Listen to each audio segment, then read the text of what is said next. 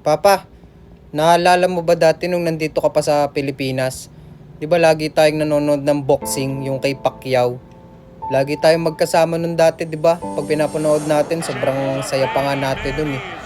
Pero ngayon, hindi na kita makasama kahit sa panonood lang ng boxing. Tsaka, alam mo pa, may parating na laban ngayon si Pacquiao.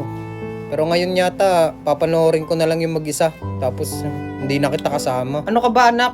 Kahit nandito ako, pwede natin panoorin na magkasama yung laban ni Pacquiao. Talaga pa? Paano po?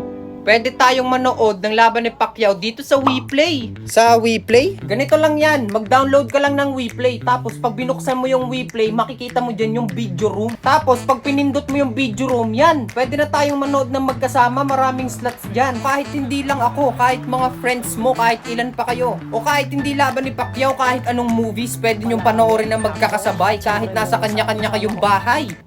Oh, di ba? Ano sa tingin mo? Siya, sige. Magta-try po ako mag-download niyang WePlay para magkasama tayong manood ng laban ni Pacquiao. Oh, di ba? Sabi ko sa'yo.